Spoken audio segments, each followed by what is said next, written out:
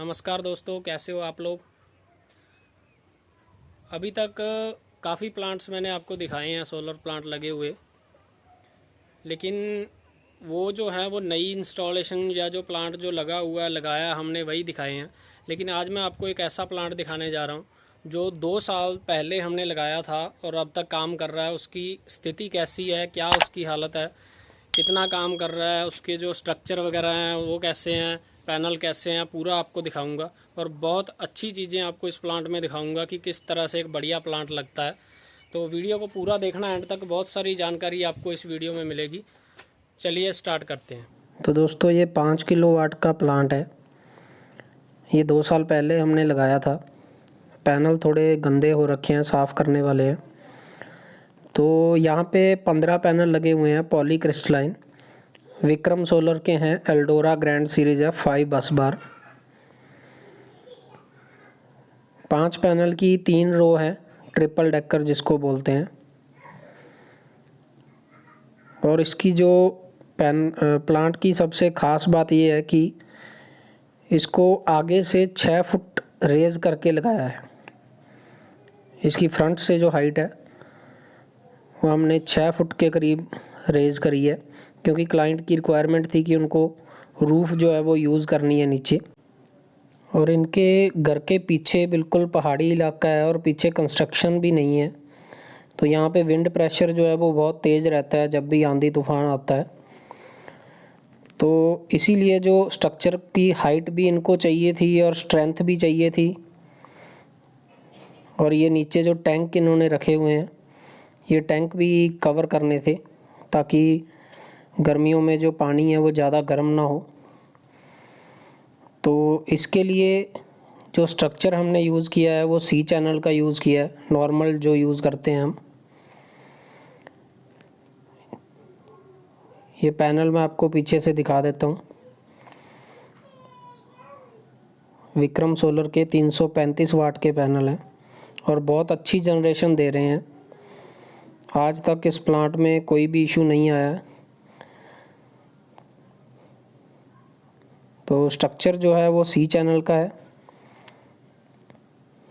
और कहीं पे भी कोई किसी भी तरह का जंग का निशान नहीं है। नट बोल्ट पे भी थोड़ी सी डस्ट लगी हुई है और पूरे स्ट्रक्चर पे कहीं पे भी जहाँ से हमने स्ट्रक्चर काटा है या फिर होल किए हैं, किसी भी जगह पे कोई जंग का निशान नहीं है अभी तक। और ये जो प्लांट की जो एक चीज़ आपको बताऊं, ये जो पर्लिन है ये भी हमने सी चैनल की यूज़ की है। मोस्टली जितने भी प्लांट मैंने आपको दिखाए हैं वहाँ पे हम स्टड चैनल यूज़ करते हैं, लेकिन यहाँ पे हाइट ज़्यादा थी और विंड प्रेशर बहुत था, इसीलिए हमने पूरा कंप्लीट ही सी चैनल यूज़ किया है। और ऊपर इसके क्लैंप नहीं लगाए हैं, नट बोल्ट के साथ जो पैनल है वो इंस्टॉल किए हैं। पीछे 2 ब्रेसिंग दिए हैं, सॉरी 3 ब्रेसिंग है पीछे वाली लेग पे जो स्टड चैनल की हैं, और 2 क्रॉस दिए हैं पीछे जो प्लांट को हिलने से बचाते हैं। पीछे की जो हाइट है लगभग 11 फुट के करीब है और फ्रंट से 6 फुट के करीब है। 9 लेग हैं टोटल। और ये जो पिलर हैं, मेन जो स्ट्रेंथ है वो ये पिलर से इस प्लांट को मिलती है। ये लगभग जो पहली रो के हैं वे 4 फुट के हैं, आगे वाले 4.25 फुट के करीब हैं और लास्ट वाले जो हैं वो 4.5 पौने 5 फुट के करीब जो पिलर हैं वो हमने बनाए हैं। तो बेसिकली क्या है कि ये जो लेग है अगर ये नीचे से स्टार्ट होती तो लगभग ये 7-7.5 फुट की लेग है, तो हम 1 फुट के करीब यहाँ तक की बनाते हैं नॉर्मली अगर हाइट कम हो तो, या फिर पीछे अगर कंस्ट्रक्शन हो तो ऐसे हिलता नहीं है प्लांट। अब इसका जो बेस है वो पिलर के ऊपर से स्टार्ट हो रहा है, यहाँ से इसका बेस स्टार्ट हो रहा है। तो कोई भी आंधी तूफान आता है तो इसको कोई ख़तरा नहीं है स्ट्रक्चर को। हालांकि स्ट्रक्चर की जो स्ट्रेंथ है वो सभी फैक्टर पे डिपेंड करती है, मटेरियल कैसा लगा है, सिविल वर्क कैसा हुआ है। वायरिंग की बात करें तो ये जो हिस्सा है पैनल से अंदर जा रहा है। इतना ही वायर जो दिख रही है, बाकी सभी जगह पे कहीं पे भी आपको वायरिंग नहीं दिखेगी। केबल टाइज जो लगाई थी वो वैसी की वैसी ही पड़ी हैं, कोई भी केबल टाई अभी तक उतरी नहीं है यहाँ से। पूरे स्ट्रक्चर के नीचे आपको कोई भी वायर लटकती हुई नहीं मिलेगी। ये जो वायर आपको दिख रही है ये क्लाइंट ने वैसे ही बांधी हुई है, कोई कहीं पे भी कोई भी तार बाहर नहीं दिख रही है। पूरी नीट एंड क्लीन वायरिंग की फिटिंग की हुई है यहाँ पे।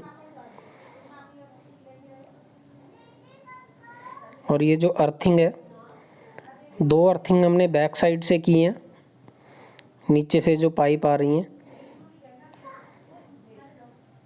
उस टाइम पे हम एल्युमिनियम के क्लैंप नहीं लगाते थे, जो अभी की वीडियो में आपको दिखाए हैं। धीरे धीरे इम्प्रूव कर रहे हैं। ये जो पिलर है ये एलए के लिए बनाया है, और यहाँ पे पाइप लगा के इसके ऊपर एलए लगाया गया है। तो एक चीज़ आपको मैं और दिखा देता हूँ कि एलए की जो हाइट है वो पैनल की हाइट से ऊपर होनी चाहिए। यानी कि ये जो पैनल की पीछे वाले पैनल्स हैं जो, उनकी जो हाइट है वहाँ से एलए का बेस स्टार्ट हो रहा है। कई बार देखा जाता है कि एलए की हाइट जो है वो पैनल्स की हाइट से कम होती है, तो वो दिक्कत वाली बात है।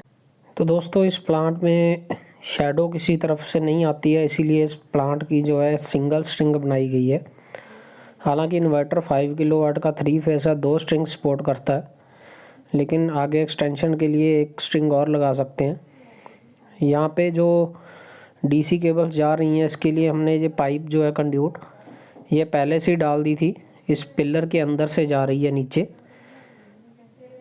और ये जो पिलर है इसके नीचे से पाइप जाके दीवार के साथ साथ हम इसको लेके गए हैं ऊपर से।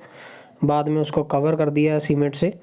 यहाँ से ये पाइप जा रही है कंड्यूट नीचे, और इन्वर्टर के पास यहाँ से होते हुए इन्वर्टर तक चली जाती है। तो दोस्तों ये था ऊपर का प्लांट। अब आपको नीचे जाके मैं इन्वर्टर दिखाता हूँ, जो इन्वर्टर लगा हुआ है और पूरा सेटअप जो नीचे लगा हुआ है।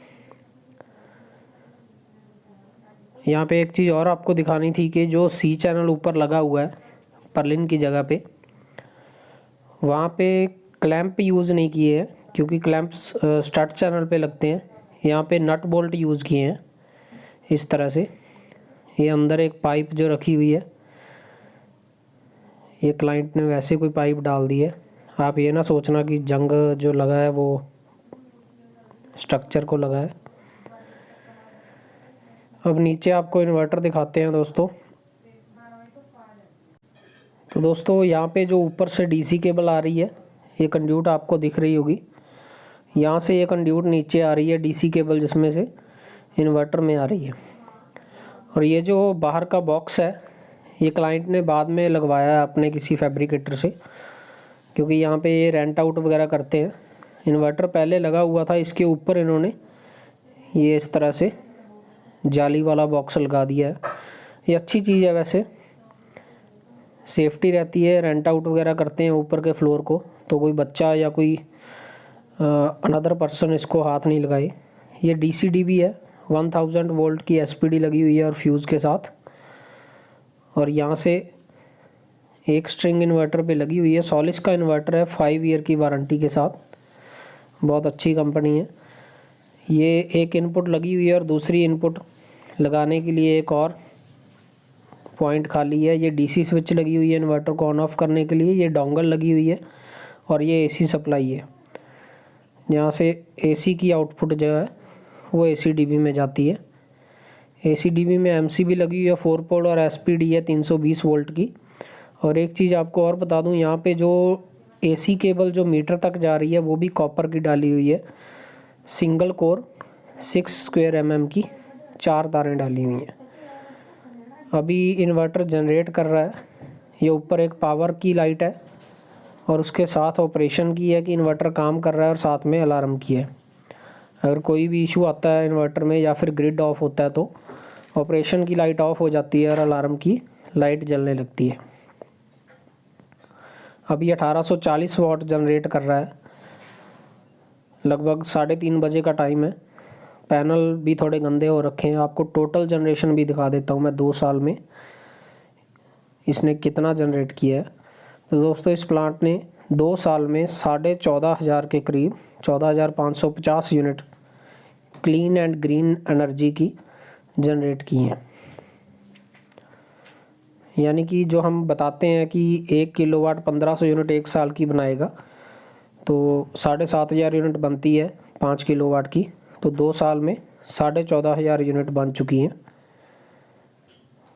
और ये जो कंड्यूट है ये एसी केबल जा रही है,